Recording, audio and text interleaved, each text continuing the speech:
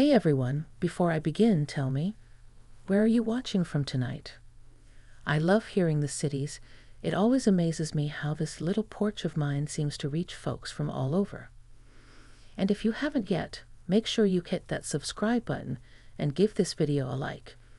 It really helps me keep sharing these stories that somehow always start with the ordinary and end up teaching me something unexpected. All right, let me take you back to that late summer evening, the one that started with nothing more than a creaky porch swing and the sound of cicadas in the distance. It was one of those evenings that carries the quiet weight of memories.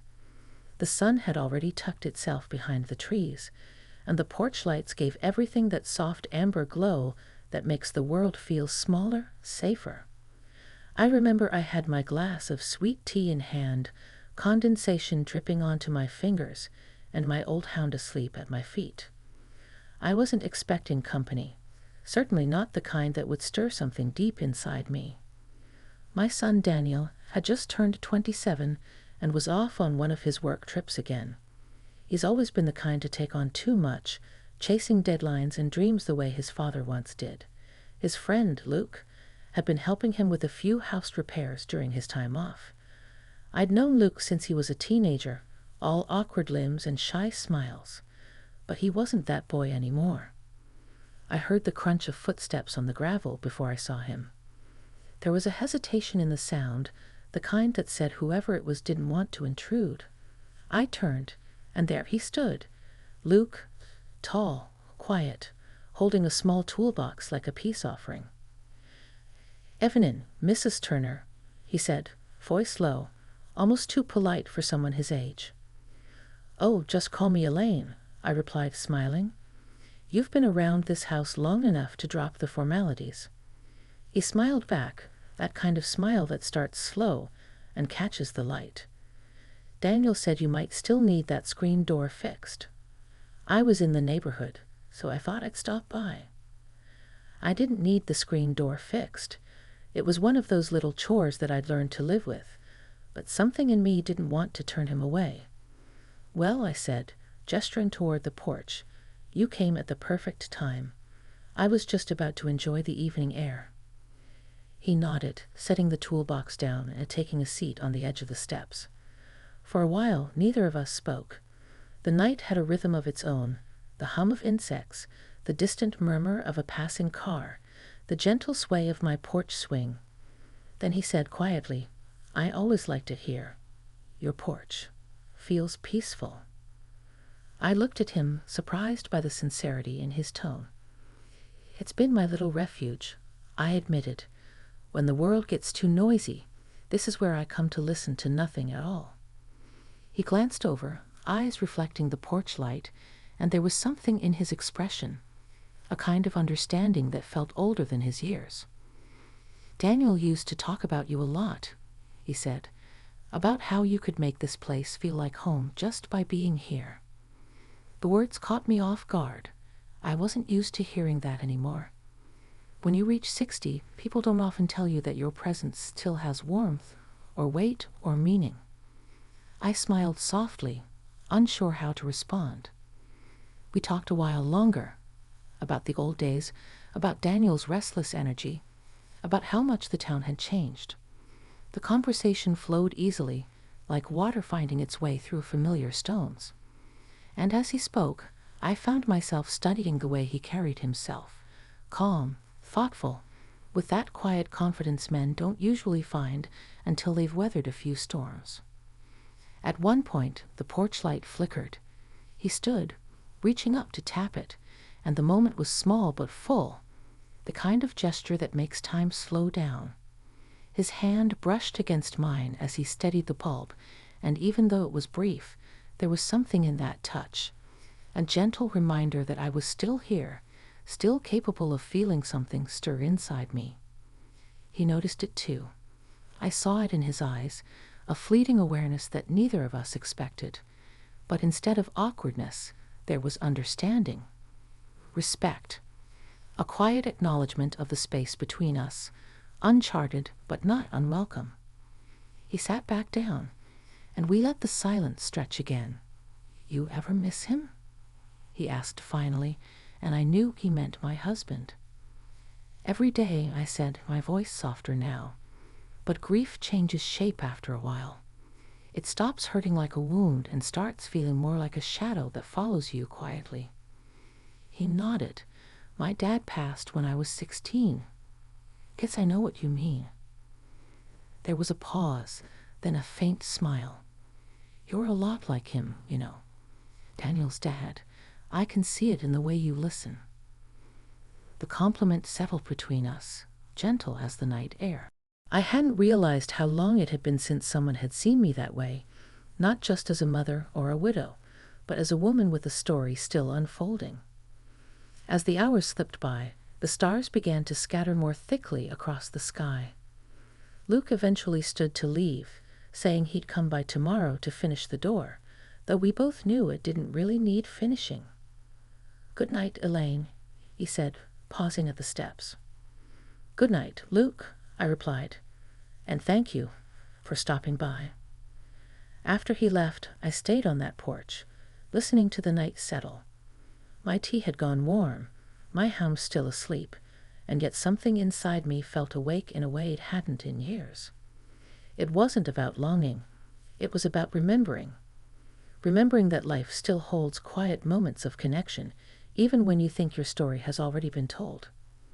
When I finally went inside, the house felt different, not fuller, not emptier, just quietly alive again. And as I turned off the light, I couldn't help but wonder what tomorrow's visit might bring. The next afternoon was warm and breezy, the kind of day that made the curtains billow like slow waves whenever I opened a window. I'd been busying myself with little things around the house, dusting shelves that didn't need dusting, rearranging old photo frames, watering the ferns on the porch, mostly to keep my thoughts from drifting too often toward that quiet conversation from the night before. I told myself it was silly to expect him to come by. People say things all the time, and Luke was young, with a life that probably didn't leave much room for spending evenings with a 60-year-old woman sipping tea on a creaky porch swing. Still, when I heard the sound of his truck pulling into the gravel drive around 4 o'clock, my heart gave a small, inexplicable jolt. He climbed out, toolbox in hand again, a small smile on his face that seemed half apology, half genuine pleasure. "Afternoon, Elaine," he said, voice easy and warm. "I thought you forgot about me," I teased lightly, hoping my tone sounded more casual than I felt. "Not a chance," he said, his smile deepening. "I told you I'd finish that door, didn't I?" He walked up the steps, and I noticed the sun catching on his hair, the way he paused before taking a seat beside the toolbox, as if waiting for permission to settle into the familiar space of yesterday's comfort. I poured 2 glasses of iced tea without asking, sliding one toward him across the small table between us. The afternoon passed in that unhurried rhythm that only quiet company can create. He tinkered with the screen door, though I could tell most of what he was doing wasn't really necessary. Every so often, he'd glance back at me, ask about the garden, or mention some story from his job site, a coworker's mistake, a neighbor's barking dog, the usual small talk that somehow felt weightier than it should. After a while, he put the screwdriver down and joined me on the swing. The seat creaked under the added weight, swaying gently in sync with the breeze. He leaned back, stretching out his long legs, and said, "You know, Daniel's lucky. Not many people get to grow up in a place like this." I looked at him, curious. "You mean the house?" He shook his head. "No, I mean the way you keep it, the feeling here. There's a peace to it, like time slows down a little." I smiled softly. Maybe that's what happens when you've lived enough to stop rushing it. He chuckled at that. Guess I haven't reached that point yet. The silence that followed wasn't awkward. It was familiar, like we'd known each other long enough to share it comfortably. I found myself telling him things I hadn't said aloud in years. How the house had changed since my husband passed. How I used to paint the porch railings every summer. How Daniel used to chase fireflies barefoot on the lawn when he was little. Luke listened without interrupting, his attention steady, his eyes kind. There's a certain kind of listening that feels like being seen, and that's what it was. Not romantic, not heavy, just human.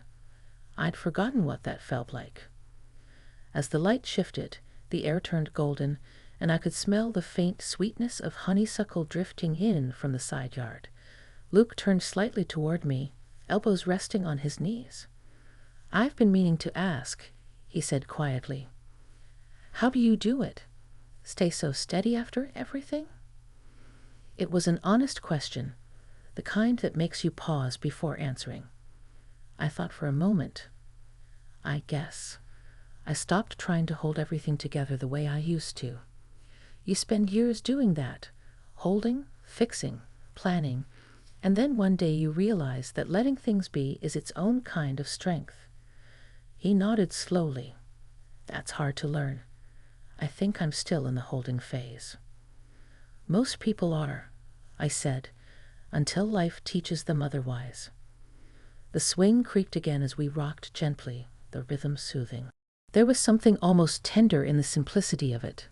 Two people, different generations, different worlds, sharing the same quiet patch of time. Luke looked out across the yard, where the shadows of the trees were growing longer. "I used to think getting older was just about slowing down," he said. "But sitting here with you, it feels more like seeing things clearer. Like all the noise fades, and what's left is just what matters." His words caught me off guard, and I felt a lump form in my throat. "That's a beautiful way to put it," I murmured. "And true." He smiled faintly, turning his gaze back to me. "Maybe that's something I'm learning from you."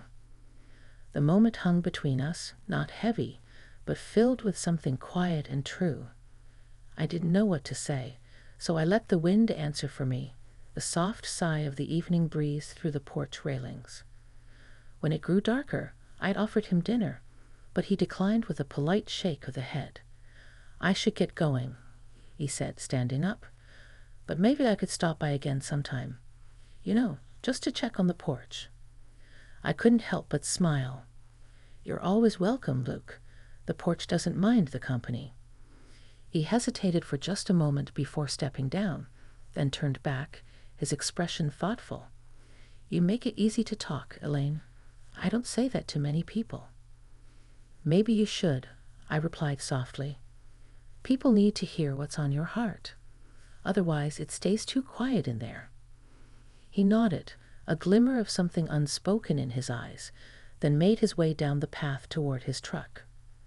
As I watched him drive away, I realized the evening air felt different, warmer somehow, or maybe just alive with something I hadn't felt in a long while. It wasn't about attraction or nostalgia. It was about connection, the kind that reminds you you're still part of the world, still capable of being moved by it. That night, when I sat alone on the porch again, I thought about how life has a way of sending people into your path right when you least expect it. Maybe Luke needed someone to talk to. Maybe I needed someone to listen. Either way, something had shifted. And as the cicadas began their nightly chorus, I found myself looking forward, not back, for the first time in years. 2 days passed before I saw Luke again. The weather had turned cooler, with a soft drizzle that made everything smell like wet earth and pine. I was sitting on the porch with a shawl around my shoulders, a cup of coffee cradled in my hands, watching the rain trail down the railings. I wasn't expecting company that afternoon, but when his familiar truck pulled into the drive, I felt that same quiet spark of surprise that had become oddly comforting. He stepped out carrying a small brown paper bag, shielding it from the rain. "I brought you something," he said, jogging up the steps, droplets clinging to his hair. "What's this?" I asked, smiling as he handed it over. "Fresh peaches," he said, grinning. "Neighbor down the road was selling them. Thought you might like some." I opened the bag, and the sweet scent of ripened fruit filled the air. "That's thoughtful of you. Come on in before you catch a cold." He followed me inside, shaking off his jacket, his presence filling the quiet house with a warmth that had been missing for too long. I placed the peaches on the counter, slicing one open, the juice running down the blade. "You want a piece?" I asked. He nodded, and I handed him a slice on a small napkin. For a moment we stood there in the kitchen, the rain tapping against the windows, the air thick with the scent of peaches and coffee. It was such an ordinary moment, and yet something about it felt deeply grounding, like the kind of silence that doesn't ask to be filled. He leaned against the counter, taking a bite. "You know," he said after a moment, "I didn't really come for the porch this time." I looked up, curious.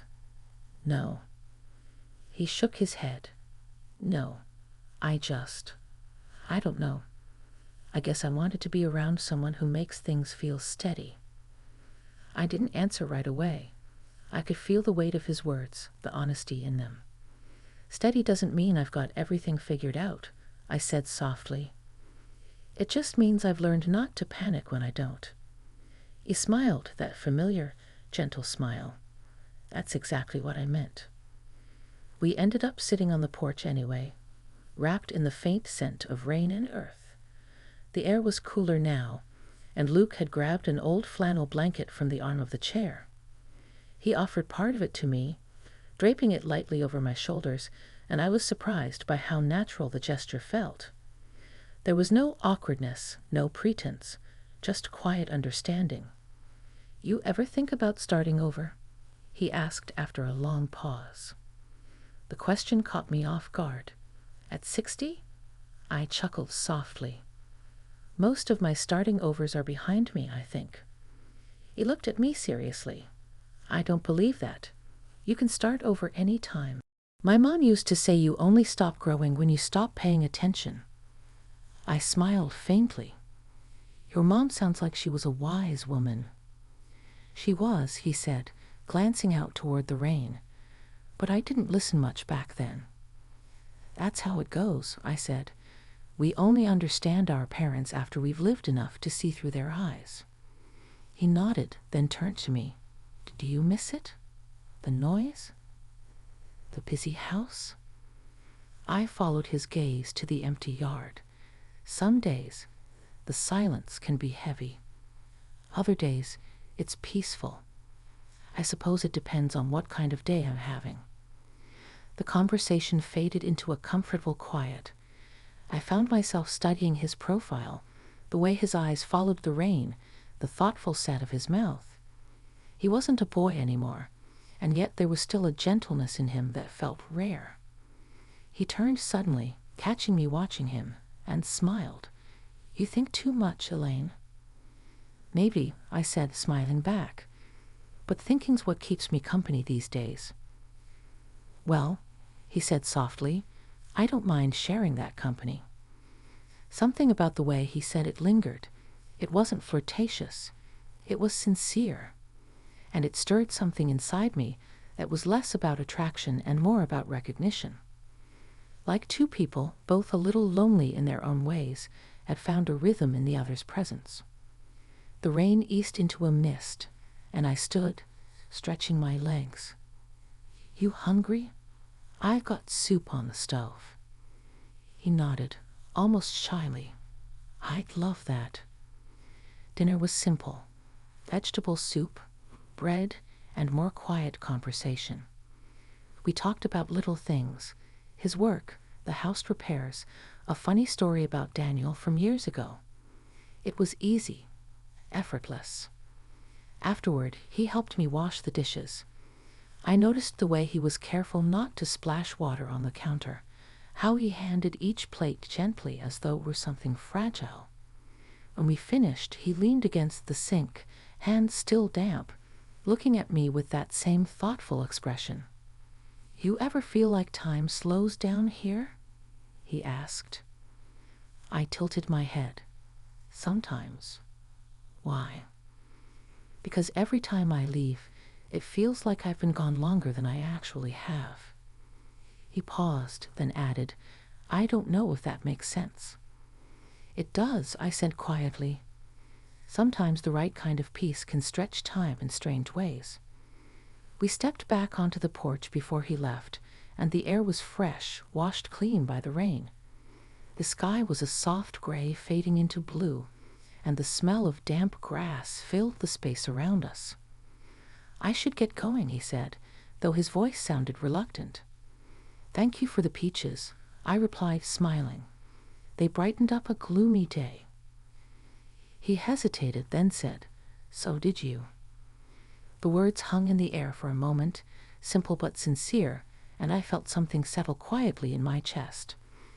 A warmth that wasn't about age or circumstance, but about being seen, really seen, by someone who looked at me not as who I had been, but as who I still was. As his truck disappeared down the drive, I stood on the porch long after he was gone, the blanket still wrapped around my shoulders. The rain had stopped completely now, leaving behind that clean stillness that follows a storm. And in that stillness, I realized something.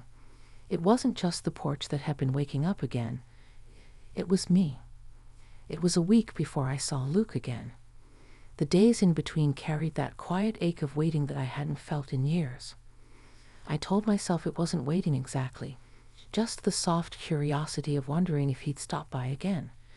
But the truth was, the porch felt emptier without his voice there to fill the spaces between the sounds of wind and birds and memory.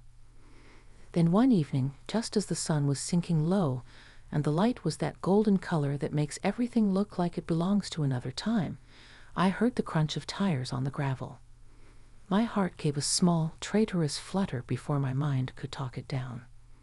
He climbed out of his truck slowly this time. No toolbox, no bag of peaches, just his hands in his pockets and a look on his face that I couldn't quite read. "Evenin', Elaine," he said, his tone quiet, almost thoughtful. I smiled, though I could sense something different in him. "Well, look who remembered the way back." He chuckled softly.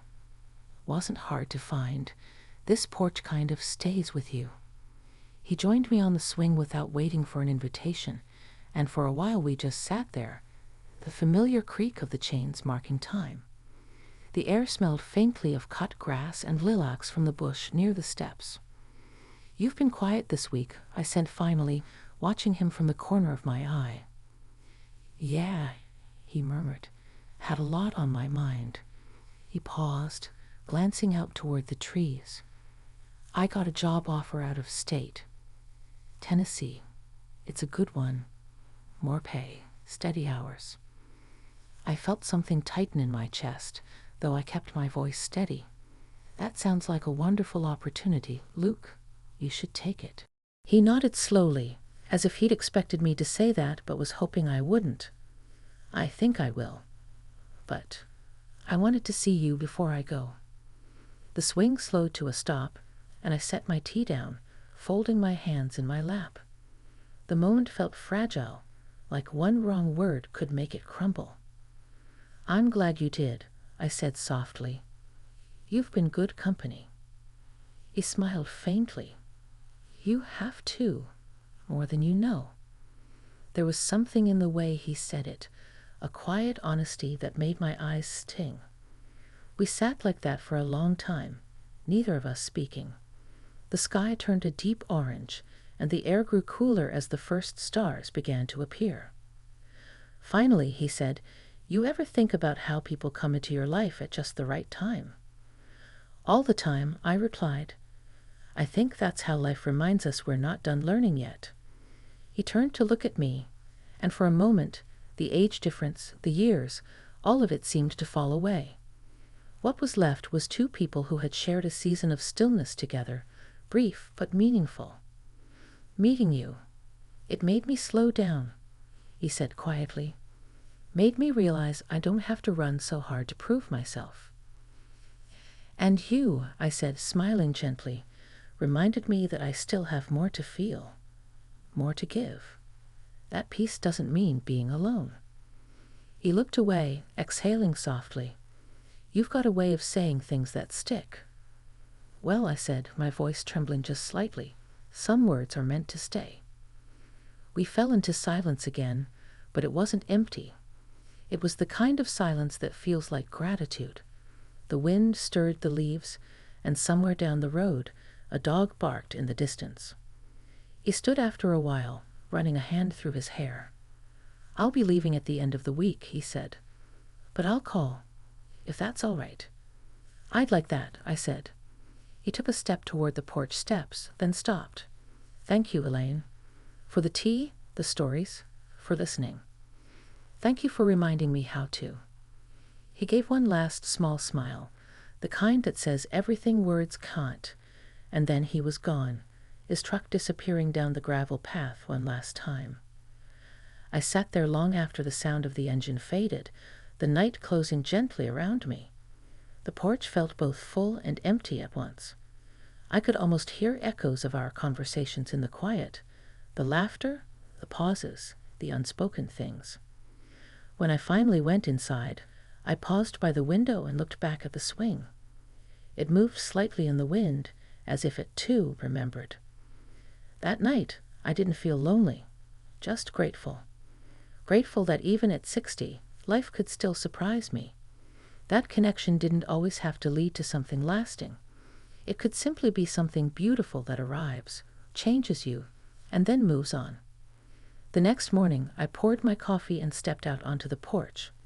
The air was crisp, the world freshly washed in light. I looked out at the road and smiled to myself, thinking about how some goodbyes aren't endings at all, just quiet acknowledgments that a moment was worth having. And as the wind rustled through the trees and the sun climbed higher, I realized that this porch, once just a place to sit and remember, had become something else entirely. It had become the place where I started over, where life, in its gentle way, reminded me that even after loss, there's always room for one more beginning.